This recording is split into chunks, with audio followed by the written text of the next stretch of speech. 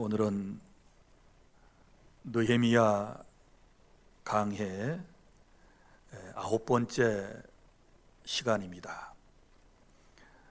느헤미야는 크게 두 부분으로 나눌 수 있습니다. 1장에서 7장까지의 말씀은 성벽 재건 공사에 대한 말씀이고, 그리고 8장에서 13장까지의 말씀은 신앙 재건에 대한 말씀이 기록되어 있습니다.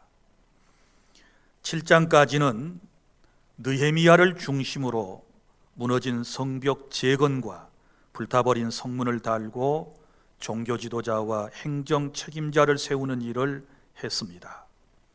그러나 느헤미야는 이런 외형적 성과에 만족하지 않고 이스라엘 공동체가 다시 무너지지 않기 위해서는 하나님과의 관계, 즉 무너졌던 믿음, 신앙의 부흥, 영적 부흥이 있어야 한다고 확신을 했습니다. 그래서 자신보다 14년 앞서 바벨론 땅에서 유다 땅으로 귀국을 했던 에스라와 함께 백성들의 무너진 신앙을 재건축하는 사역을 감당하게 된 것입니다. 사랑하는 성도 여러분, 오늘은 하나님께서 우리에게 주신 느헤미야 8장 1절부터 18절 이 말씀을 통해서 무너진 내 신앙을 어떻게 다시 세울 수 있을까에 대하여 말씀을 드리겠습니다. 첫째는 오늘 본문의 1절부터 5절까지의 말씀을 통해서 무너진 신앙은 하나님의 말씀으로 세운다라고 하는 것을 우리에게 말씀을 하고 있습니다. 성벽 공사를 끝내고 난 이후에 1절에 보면 그들이 어디에 모였다고 그랬습니까? 수문 앞 광장에 모였다고 그랬습니다. 그리고 1절에 보면 7째 달에 모였다 그랬는데 7째 달은 7월을 말하는 것입니다. 이스라엘 사람들에게 있어서 이 7월이라고 하는 달은 매우 중요한 달입니다. 왜냐하면 아주 중요한 절기가 바로 이 7월에 많이 있기 때문입니다. 먼저 7월 초하루, 오늘 2절에도 7월 초하루에 모였다고 그랬는데 이 7월 초하루는 나팔절이라고 그럽니다. 그러니까 우리는 이제 양력을 세고 있기 때문에 1월 1일이 우리에게는 이제 설날이지요. 그러나 이스라엘 사람들의 달력은 우리하고는 다릅니다. 그들은 한 해의 시작을 7월로 지내는 것입니다. 그래서 7월 초하루는 우리로 말하면 정월 초하루가 되는 것입니다. 그래서 한 해가 바뀌어서 정월 초하루가 되었다라고 하는 것을 나팔을 불어서 알려주기 때문에 이 7월 초하루 날을 나팔절 이렇게 부르게 된 것입니다. 그리고 7월 10일이 되면 대속죄일이 됩니다. 대속죄일은 어떤 의미가 있느냐 그러면 한 해를 시작하는데 지난 해에 묵은 모든 죄를 다 털어버리고 하나님께 용서를 받고 새해를 맞기 위해서 이스라엘 민족 공동체의 전체의 죄를 이 대속죄일에 그들은 용서를 받게 되는 것입니다. 그리고 또 7월 15일이 되면 일주일 동안 그때부터 초막절이라고 하는 것을 지키게 됩니다. 이 초막절은 왜 지킵니까? 그들이 출애굽하고 난 이후에 광야에서 40일 동안 하나님의 은혜 가운데 살게 되는데 초막을 짓고 광야 생활을 했거든요. 그러니까 초막을 짓고 그 안에서 하나님의 은혜로 살았던 과거의 하나님의 은혜를 생각하기 위해서 그들은 7월 15일부터 초막절이라고 하는 절기를 지키게 되었던 것입니다. 자, 오늘 말씀 7월 초하룻날이 되자, 정초가 되자 모든 백성이 수문앞 광장에 모이게 되었는데, 그들이 어떻게 이제 그 광장에서 신앙을 회복하는가를 볼 수 있습니다. 어떻게 회복해요? 말씀으로 회복하는데, 여기 말씀을 이제 그들이 어떻게 대하는가를 본문을 통해서 세 가지로 정리를 할 수가 있는데, 우리가 말씀으로 내 신앙이 회복되는데 그러려면 첫째는 모여야 하는 것입니다. 그들은 1절에 수문앞 광장에 모였다. 모인 백성들이 학사 에스라에게 모세의 율법을 가져오기를 요청했고, 그리고 학사 에스라가 모세의 율법을 가지고 와서 그들에게 낭독하는 모습을 볼 수 있습니다. 자신들의 힘으로 보수했던 수문앞 광장에 모였던 것입니다. 여러분, 얼마나 기뻤겠습니까? 모든 성벽 공사를 다 끝내고, 그리고 불타버린 성문을 달고 가장 그 당시 넓었던 광장으로 생각되는 이 수문앞이라고 하는 광장에서 그들이 모여서 성회를 열게 되었던 것입니다. 강사는 누구였을까요? 1절과 2절 계속되는 말씀에 보면 학사 겸 제사장 에스라였다, 이렇게 말씀을 하고 있습니다. 1절에 보면 학사 에스라에게 그랬는데, 이 학사가 도대체 무엇일까요? 그 밑에 난하주를 보면 히브리어로 서기관이다, 이렇게 번역이 되어 있는 것을 볼 수 있을 것입니다. 그러니까 서기관을 말하는데, 구약시대의 학사, 곧 서기관이 했던 일은 무슨 일입니까? 일반인들에 의해서 고용되어 각종 문서와 계약서를 써주는 일을 한 사람이고, 또한 정부에 등용되어서 왕궁 문서 그리고 외교 문서를 작성하고 관리했고, 때로는 종교적 일에도 관여했다라고 하는 기록이 있습니다. 이 서기관들은 포로기 이전에는 서기관과 제사장은 별개의 직임이었지만, 그러나 포로 귀환 이후에는 모세의 율법을 필사하고, 그리고 그 율법을 보존하고, 그리고 그 율법을 해석해 주는 그런 사명을 감당하게 되는 것입니다. 그래서 오늘 본문에는 9절에도 에스라를 제사장 겸 학사, 학사 겸 제사장, 이렇게 표현을 하고 있는 것입니다. 사랑하는 성도 여러분, 우리가 말씀을 통하여 우리의 신앙이 회복되기를 원하면 먼저 뭐 해야 된다고요? 모여야 하는 것입니다. 수문앞 광장에 이스라엘 백성들처럼 모여야 우리가 말씀을 들을 수가 있다라고 하는 것이고, 그 다음에 두 번째는 우리가 말씀을 어떻게 들어야 됩니까? 말씀에 귀를 기울여야 한다. 3절, 수문앞 광장에서 새벽부터 정오까지 남자나 여자나 알아들을 만한 모든 사람 앞에서 읽음에 뭇 백성이 그 율법책에 귀를 기울였는데, 이렇게 말씀을 하고 있습니다. 자, 여기 말씀에 보면 이제 에스라가 낭독한 그 하나님의 말씀에 귀를 기울여 들었다라고 말씀을 하고 있지 않습니까? 그런데 새벽부터 정오까지 그랬으니까 무려 6시간 동안 그들은 하나님의 말씀을 들었던 것입니다. 여러분, 요즘 사람들은요, 이렇게 긴 시간 동안 설교를 아마 못 들을 것입니다. 여러분들, 제가 설교하면서 표정을 봐요.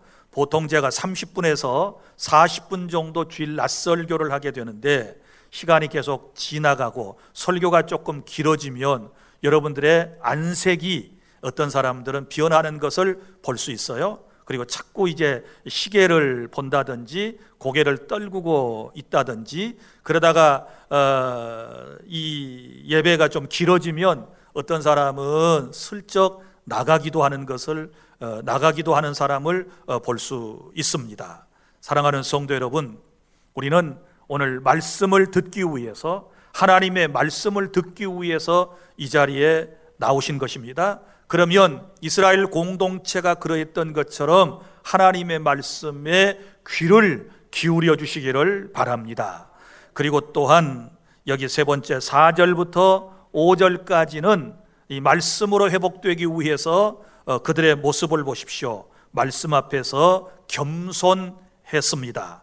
자, 학사 겸 제사장 에스라가 4절에 보면 특별히 지은 나무 강단에 서고 그의 곁 오른쪽에 선 자는, 그리고 또 왼쪽에 선 자는, 이렇게 말씀이 기록되어 있습니다. 그러니까 한번 상상을 해보시기를 바랍니다. 많은 백성이 모였고 특별히 나무로 만든 강대상 앞에 누가 섰고, 중간에는 에스라가 섰고, 그리고 양쪽에는 이제 한 13명 정도의 레위지파 사람들, 또 다른 제사장들이 함께 서 있는 것을 볼 수 있지 않습니까? 그런데 여기 이렇게 말씀이 기록되고 있습니다. 5절에 보면 에스라가 모든 백성 위에 서서 그들 목전에 책을 펴니 책을 펼 때에 모든 백성이 일어서니라.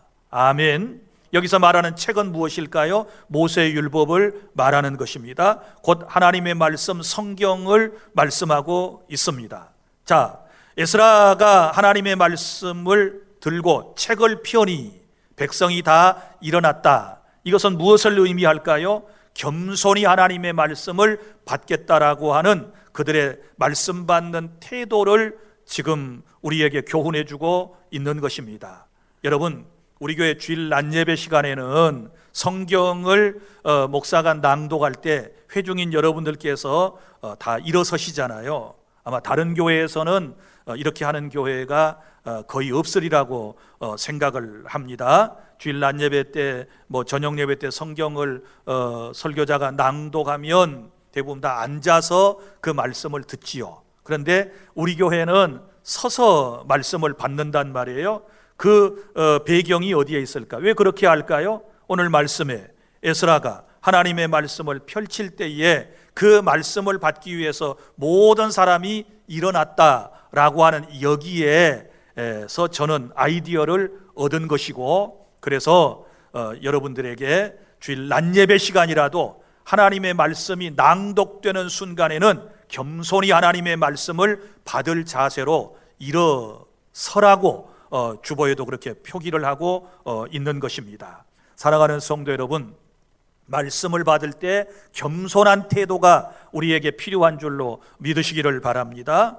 어른이 말씀을 해도 앉아 있다가 어때요? 벌떡 일어나서 말씀을 듣지 않습니까? 한 기관의 장이, 또 CEO가 사원들에게 조회를 할 때도 어때요? 또 앉아 있다가도 기관장이 나타나서 말하면 어때요? 대부분 다 일어서지요. 그건 왜 그래요? 존경심, 그 권위에 의해서 그렇게 되는 거 아니겠습니까? 자, 우리는 하나님의 말씀을 낭독할 때 이런 겸손한 마음을 가지고 여러분이 말씀을 경청을 하셔야 될 줄로 믿으시기를 바랍니다. 사랑하는 성도 여러분, 지금 이스라엘의 역사를 한번 보시기를 바랍니다. 그들의 삶에서 그들이 꼭 지켜야 하는 것이 하나님의 말씀이었거든요. 그런데 그들이 하나님의 말씀을 저버리고 불순종하게 되었을 때 그들의 신앙이 무너졌단 말이에요. 그리고 신앙이 무너지게 되었을 때 예루살렘 성이 외세의 침입을 받아서 무너졌어요. 또 성이 무너지게 되니 나라가 무너지게 되었고, 그들은 바벨론 땅에 포로로 끌려가서 70여 년이라고 하는 긴 세월을 포로 생활을 했다는 것을 우리가 알 수 있습니다.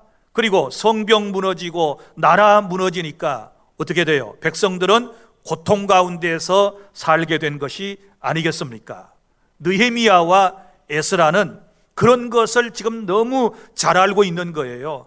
또다시 우리 민족이 이런 어려운 일들, 이런 곤고한 일들, 그리고 외세의 침입을 받아서 이런 비참한 현실을 경험하지 않으려면 믿음이 회복되어야 된다. 이걸 그는 알았어요. 그러면 이 신앙이 회복되려면 어떻게 해야 된다? 하나님의 말씀이 회복되지 아니하면 믿음도 회복될 수 없고, 그리고 공동체도 회복될 수 없다라고 하는 것을 그는 분명히 알았기 때문에 무너진 신앙을 뭐로 세워요? 말씀으로 세우는 것입니다. 그래서 말씀으로 여러분의 신앙을 세워가기를 원하신다면 오늘 본문이 우리에게 말씀하신 대로 말씀을 듣기 위해서 모이셔야 되고, 그리고 말씀의 귀를 기울이셔야 되고, 그리고 말씀 앞에 겸손한 태도를 꼭 가져주시기를 바랍니다. 그리고 둘째로, 우리의 무너진 신앙을 우리가 다시 세우기 위해서는 어떻게 해야 될까요? 6절부터 12절까지 말씀, 하나님의 말씀에 은혜를 받으시기를 바랍니다. 6절 말씀입니다. 에스라가 위대한 하나님 여호와를 송축하며 모든 백성이 손을 들고 아멘 아멘 하고 응답하고 몸을 굽혀 얼굴을 땅에 대고 여호와께 경배하니라. 아멘. 여기 말씀으로 은혜 받는 모습이 나옵니다. 은혜를 받으면 어떻게 되는가에 대하여 지금 설명을 하고 있습니다. 첫째, 은혜를 받으면, 말씀으로 은혜를 받으려면 받고 난 이후에는 어떻게 화답할까요? 아멘, 아멘 하고 화답을 했다라고 하는 말씀이 나옵니다. 여러분, 아멘의 뜻이 무엇입니까? 히브리어로 아멘이라고 하는 말은 두 가지 의미를 가지고 있습니다. 하나는 동의합니다. 그 말씀이 진실이기 때문에 동의합니다, 동의한다는 뜻이 있고, 또 하나는 소원합니다 라고 하는 뜻을 가지고 있습니다. 그러니까 하나님의 말씀이 낭독될 때 아멘 아멘 한 의미는 뭘까요? 옳습니다. 하나님의 말씀이 진실입니다. 이것을 그들이 지금 고백하는 것이고, 또 아멘 아멘 말씀을 듣고 있단 말이에요. 우리가 그 말씀대로 살기를 소원합니다 라고 하는 뜻에서 그렇게 했던 거예요. 우리가 아멘을 여러 가지 형편에서 쓰지 않습니까? 이렇게 성경을 낭독하고 설교를 들을 때도 여러분이 아멘 하잖아요. 말씀을 들을 때 아멘 하는 것은 예, 그 말씀이 진실입니다, 동의합니다, 저 그렇게 살게요, 이런 의미에서 여러분이 설교를 들을 때에 여러분의 마음에 말씀이 딱 떨어지면 아멘 하고 고백하잖아요. 또 기도할 때도 마찬가지예요. 여러분이 기도하고 아멘 하는 것은 제 기도가 진실입니다, 들어주세요. 또 누군가가 대표 기도를 했어요. 거기에 끝에 여러분이 아멘으로 화답하는 것은 예, 저분의 기도에 동의합니다, 저분의 마음이 곧 나의 마음이니 이루어 주십시오 하고 동참하는 거예요. 또 찬양대가 찬양을 하고 난 이후에 끝에 뭐로 화답해야 돼요? 아멘으로 화답해야 되는 거예요. 회중을 대표해서 찬양했단 말이에요. 그러면 이 자리에 나오지 않았지만 여러분은 회중석에서 저 찬양대가 드렸던 찬양이 곧 진실이고 제가 동의하는 바입니다, 곧 제 마음입니다, 그러므로 하나님께서 받아주십시오. 그래서 아멘 하는 거예요. 사랑하는 성도 여러분, 이제부터 말씀으로 은혜 받고 아멘 신앙을 회복하실 수 있기를 바랍니다. 말씀이 낭독될 때도 아멘 하고, 말씀을 들을 때도 아멘 아멘 하고, 기도할 때도 아멘 하고, 찬양 끝에도 아멘 하여 하나님께 영광 돌리는 우리 주 안의 모든 성도 여러분들이 다 되실 수 있기를 바랍니다. 은혜 받으면 아멘이 아주 자연스럽게 여러분의 영혼에서부터 나오게 되는 거예요. 그런 은혜를 다 체험하실 수 있기를 바랍니다. 여기 한 번도 아니고 두 번씩이나 아멘 아멘 했다라고 하는 것은 아주 중요한 또한 의미를 가지고 있는 것입니다. 그 다음에 말씀으로 은혜를 받고 나니 이제 첫째 아멘이 터졌고 아멘 신앙이 되었고, 그 다음에는 말씀을 깨닫게 되었어요. 말씀이 깨달아지지 아니하면 아무런 소용이 없어요. 그런데 말씀을 낭독할 때, 그리고 말씀을 해석해 줄 때 깨닫는 역사가 일어난 것은, 이것은 하나님의 절대적인 은혜인 줄로 믿으시기를 바랍니다.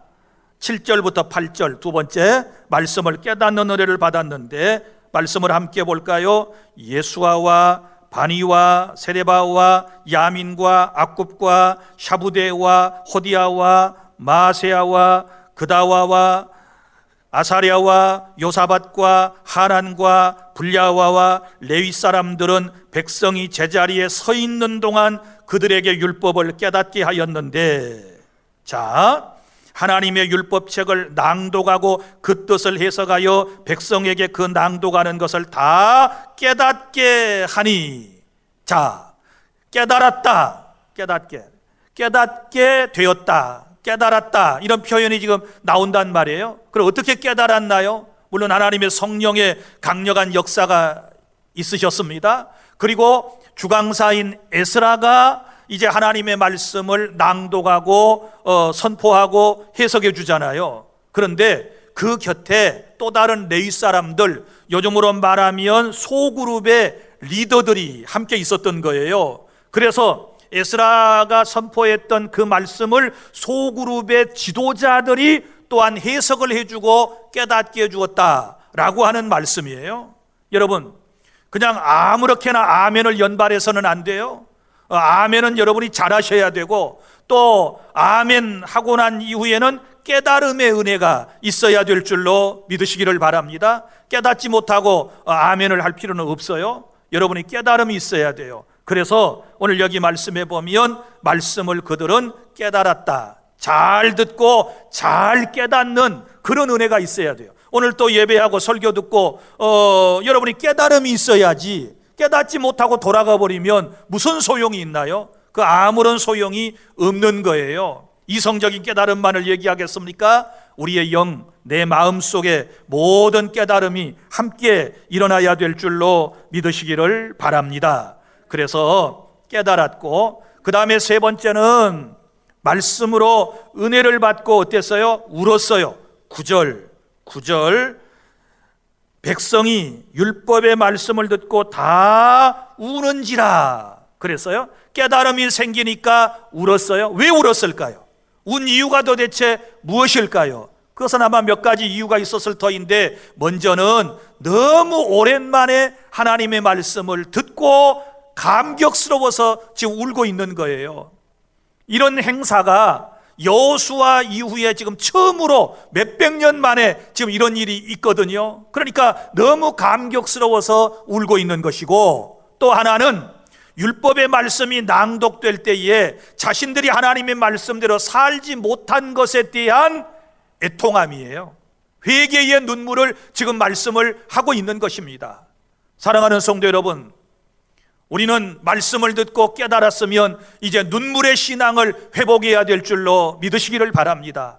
은혜 있는 성도는 말씀을 들을 때에 눈가가 촉촉이 적셔져야 하는 것이고, 기도할 때에 눈물이 흘러내려야 하는 것이고, 찬양할 때도 감격의 눈물이 있어야 하나님께서 기뻐하실 줄 믿으시기를 바랍니다. 말씀을 듣고 난 이후에 깨달아지니 감정이 움직이기를 시작했다라고 하는 것입니다.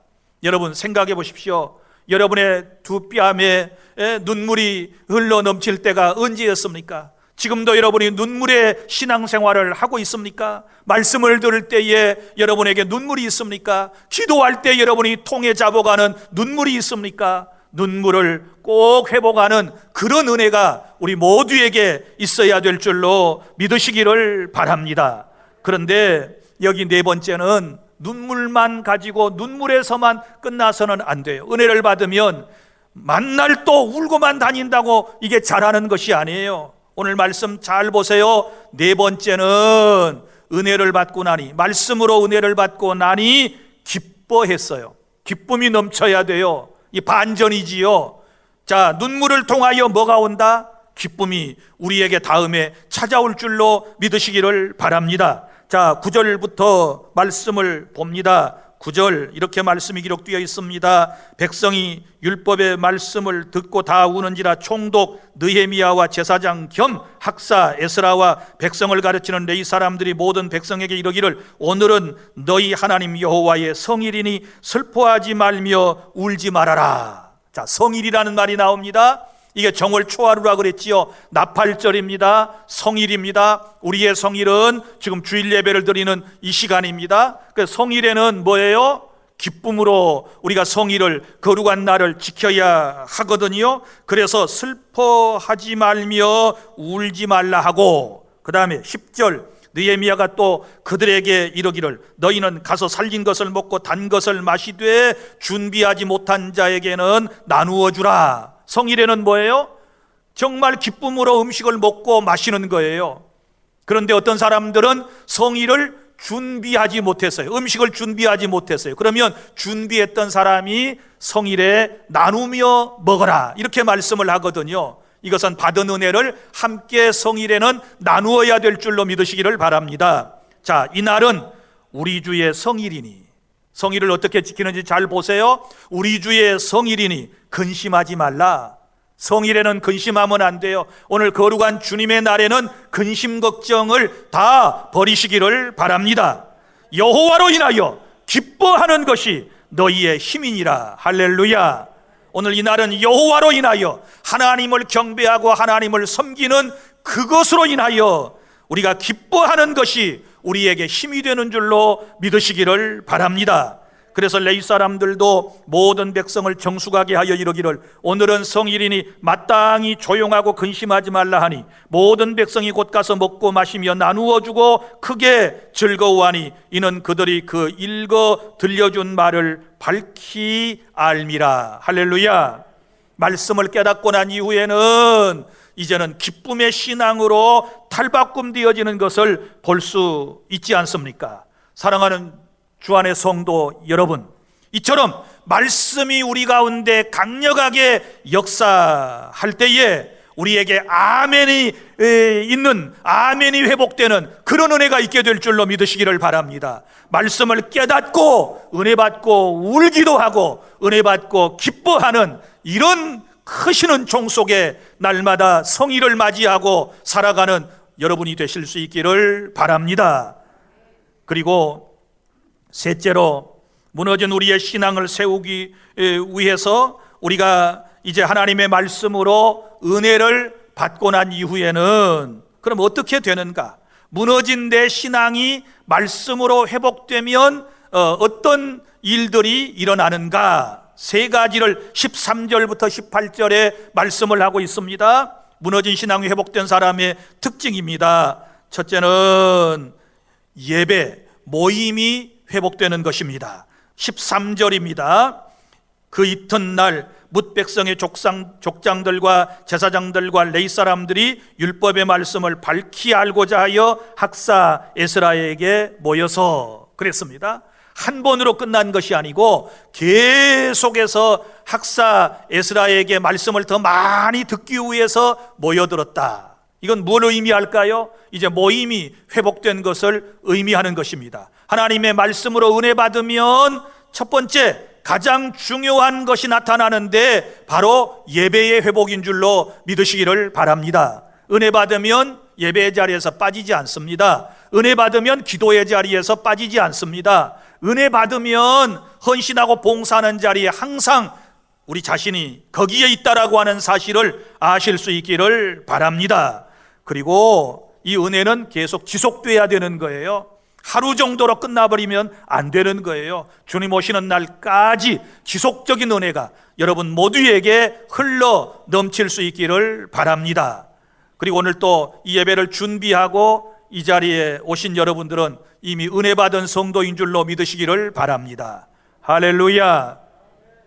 그 다음에 은혜 받은 사람의 특징 두 번째는 순종합니다. 순종. 14절부터 16절까지 말씀입니다. 율법에 기록된 바를 본즉 여호와께서 모세를 통하여 명령하시기를 이스라엘 자손은 일곱째 달 절기에 초막에서 거할지니라 하였고 또 일러스되 모든 성읍과 예루살렘에 공포하여 이르기를 너희는 산에 가서 감람나무 가지와 돌감나무 가지와 화석류 나무 가지와 종려나무 가지와 기타 무성한 나무 가지를 가져다가 기록한 바를 따라 초막을 지으라 하라 한지라. 무슨 얘기예요? 하나님의 말씀을 듣고서 초막절을 어떻게 지켜야 한다라고 하는 것을 이제 깨닫게 된 거예요. 깨달았다 그랬잖아요. 그런데 여기서 멈춰버리면 이제 안 되는 거예요. 그래서 실제로 이 말씀을 듣고 난 이후에 백성들의 반응이 16절에 나옵니다. 백성이 이에 나가서 나뭇가지를 가져다가 혹은 지붕 위에 혹은 뜰 안에 혹은 하나님의 전뜰에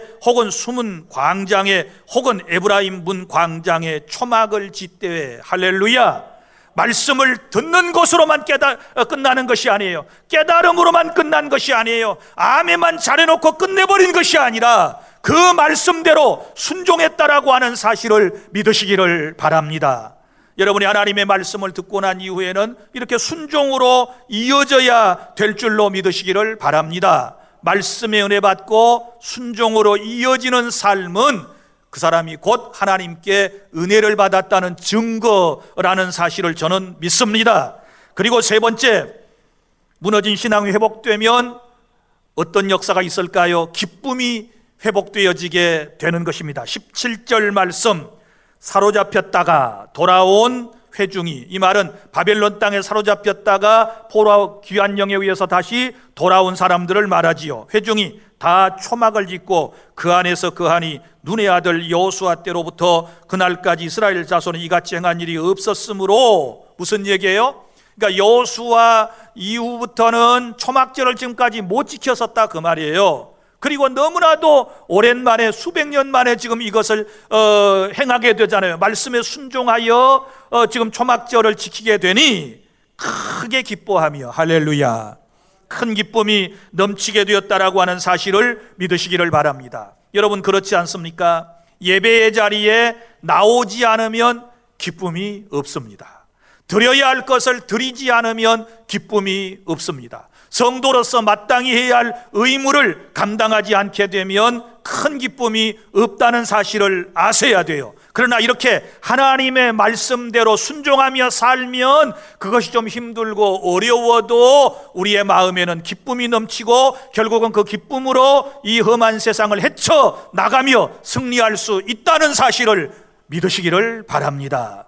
사랑하는 성도 여러분, 그들이 하나님의 말씀에 따라 초막절을 준비하는 것은 힘들었을 거예요. 산에 가서 들에 가서 나뭇가지를 가져다가 초막을 만드는 일은 결코 쉬운 일이 아니었습니다. 피곤했었을 것입니다. 그러나 그 말씀에 순종하고 초막을 짓고 그곳에서 하나님의 은혜를 생각하며 예배하게 되었을 때 그들의 영혼은 깨끗해졌고 주의 말씀에 순종함으로부터 오는 그 기쁨으로 모든 것을 거뜬하게 이겨내었다라고 하는 사실을 믿으시기를 바랍니다. 그리고 18절 보세요. 그들은 일주일 내내 예배했지만 힘들지 아니하고 기뻐했어요. 에스라는 첫날부터 끝날까지 날마다 하나님의 율법책을 낭독하고 무리가 이래 동안 절기를 지키고 여덟째 날에 규례를 따라 성회를 열었느니라. 아멘. 자, 여기 에스라도 대단한 사람 아닙니까? 에스라와 그리고 그와 함께했던 레위 사람들, 제사장들도 대단한 사람들이에요. 일주일 동안 계속 성경 낭독하고 해석해주고 하는 이 집회를 인도하는 거 쉬운 거 아니지요. 그리고 또 그 자리에 함께하며 말씀을 듣고 깨닫고 실천에 옮기는 사람들도 대단한 사람들이지요. 이런 은혜는 하나님의 말씀에서부터 온다라고 하는 사실을 여러분이 믿으시기를 바랍니다. 이런 은혜를 저도 받아야 되겠고 여러분도 받아야 될 줄 믿습니다. 저도 오늘은 5번, 6번의 예배를 인도하고 이제 오늘 주일을 저도 마감하게 될 거예요. 또 내일 새벽도 저는 또 일찍 6시 반에 서울에 또 병원 진료도 가야 합니다. 인간적으로 보면 제가 이런 스케줄을 쭉 보면서 오늘 힘들겠다, 내일 또 종일 서울 가서 이것저것 검사하고 또 내려와야 되는데 하는 생각이 들어요. 그러나 제가 지금 감당할 수 있는 것은 오늘 이 에스라와 이 회중들의 마음하고 똑같은 거예요. 하나님의 말씀을 전하는 기쁨이 있고, 여러분들 또 예배를 지금 몇 번씩 오늘 보통 낮 예배 저녁 일이잖아요. 이거 다 힘들고 어려운 일처럼 보이지만 말씀을 통하여 은혜 받기 때문에 여러분이 행복하다는 사실을 믿으시기를 바랍니다. 그러니까 기쁨이 없으면요, 억지로 하는 일은 다 힘들고 어려운 거예요. 예? 기쁨이 없으면 이거 힘들어요. 찬양하는 사역도, 기도하는 사역도, 말씀 사역도, 전도하는 사역도 여러분 은혜 없으면 너무너무 힘들어요. 기쁨으로 하지 아니하면 모든 것이 다 고역이 되고 마는 거예요. 그런데 에스라 첫날부터 끝날까지 날마다 율법책을 강론하는 일을 했어요. 낭독하는 일을 했고 또 일에 끝나고 난 다음에 또 성회를 계속해서 열었다고 말씀을 하고 있지 않습니까? 이런 은혜로 저와 여러분이 날마다 하루하루를 살아가게 된다라고 하는 사실을 믿으시기를 바랍니다. 이제 말씀을 정리하겠습니다. 사랑하는 성도 여러분, 내 신앙이 무너지게 되면 모든 것이 다 무너집니다. 예배도 무너지고 기도 생활, 헌신 봉사하는 생활, 사랑하며 실천하는 것 다 무너지게 되는 것입니다. 그래서 무너진 신앙을 우리가 다시 세워야 되는데 7장까지는 성벽 세웠다 그랬어요. 보이는 외형적인 것 세웠습니다.